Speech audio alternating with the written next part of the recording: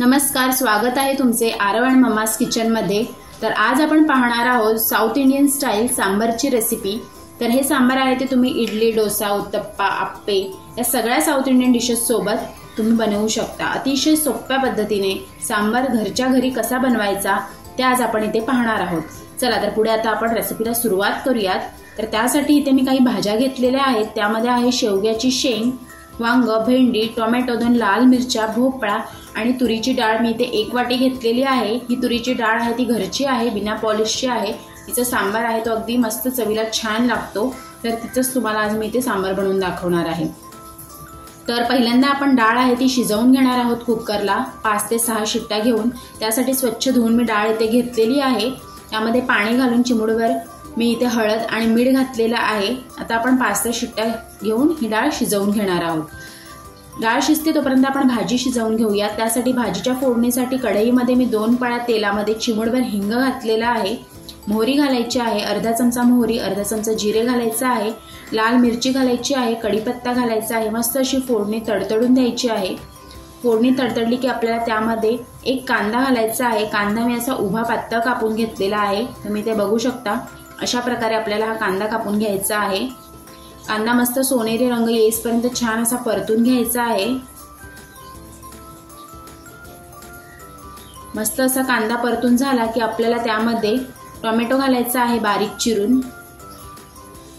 कांदा आणि टोमॅटो पूर्ण असा नरम होईपर्यंत छान असा परतून घ्यायचा आहे आपल्याला। आता आपण यामध्ये घालणार आहोत टोमॅटो मी ते बारीक कट करून घेतलेला आहे, तो देखील छान असा शिजवून घ्यायचा आहे। तेलामध्ये फोडणीमध्ये छान कांदा आणि टोमॅटो असा शिजवून झाला की आपल्याला त्यामध्ये घालायचे आहे मसाले। तर तुम्ही ते बघू शकता कांदा टोमॅटो असा शिजवून झालेला आहे। आणि आता यामध्ये मी घातलेला आहे लाल तिखट मसाला घातलेला आहे 2 चमचे आणि 1 चमचा मी सांबारचा मसाला घातलेला आहे, एव्हरेस्टचा सांबार मसाला घातलेला आहे। त्यानंतर यामध्ये मी घालते भाज्या चांगल्या अशा वरून खालून छान अशा मिक्स करून घ्यायच्या आहेत आपल्याला। मी डाळ शिजवताना हळद घातली होती म्हणून आता हळदीचा वापर नाही केलेला आहे, म्हणजे हळद घातलेली आहे ऑलरेडी, म्हणून इथे फक्त मसाला आणि सांबार मसाला मी घातलेला आहे। आता आपण ही एक वाफ काढून घेऊया। वर पाणी ठेवायचं आहे आपल्याला ताटाच्या आणि गरम पाणीच वापरायचं आहे भाजी शिजायला। त्यानंतर 5 मिनिटांनंतर आपल्याला जो आपण वरती पाणी ठेवलेला आहे तो यामध्ये घालायचा आहे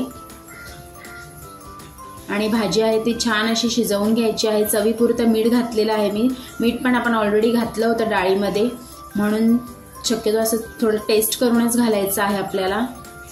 आता मस्त शिजवून घेऊया आपण भाजी। आता इथे आपली अर्धी भाजी शिजत आलेली आहे, तर त्यामध्ये मी घातलेली आहे आपण शिजवून घेतलेली डाळ तुरीची। तर छान अशी एक 10 मिनिटं झाकण देऊन आपल्याला उकळी काढून घ्यायची आहे। 10 मिनिटांनंतर तुम्ही ते बघू शकता पूर्णपणे आपली भाजी मस्त अशी शिजली गेलेली आहे। आता यामध्ये आपण घालणार आहोत चिंचेचा कोळ घालणार आहोत आणि गुळ घालणार आहोत। गुळाऐवजी तुम्ही साखरही घालू शकता। आंबट गोड असा आपला सांबार तयार होणार आहे इथे। चवीला छान लागतो हा सांबार। आता आंबट आणि गोडचं प्रमाण तुम्हाला किती हवंय त्यानुसार तुम्ही त्याचा वापर करा। पुन्हा एकदा छान अशी उकळी काढून घ्यायची आहे आपल्याला। गुळ आणि चिंच घातल्यावर आपल्याला छान उकळी काढून घ्यायची आहे। तर तुम्ही इथे बघू शकता मस्त आपला आता इथे सांबार रेडी झालेला आहे। आणि पाण्याचं प्रमाण म्हणजे तुम्हाला किती पातळ सांबार हवंय त्यानुसार तुम्ही पाण्याचा वापर करा, शक्यतो पाणी गरमच वापरा। तर वरून मी घातलेली आहे मस्त अशी कोथिंबीर आणि आता मी इथे बोलमध्ये काढून घेतलेला आहे सांबार। तर अशा प्रकारे आपला झटपट आणि अगदी आंबट गोड असा सांबार तयार झालेला आहे। तर कशी वाटली माझी सांबारची रेसिपी नक्की मला कमेंट करून कळवा आणि तुम्ही सुद्धा बनवून बघा। इडली, डोसा, आप्पे यासोबत खाऊन बघा आणि सांगा कशी होते ती। आणि जर की चॅनलवर नवीन असाल तर चॅनलला सबस्क्राईब देखील करा, सबस्क्राईब करायला विसरू नका। चला तर पुन्हा भेटूया अशाच एका नवीन रेसिपी व्हिडिओ सोबत। तोपर्यंत बाय बाय, थँक्यू।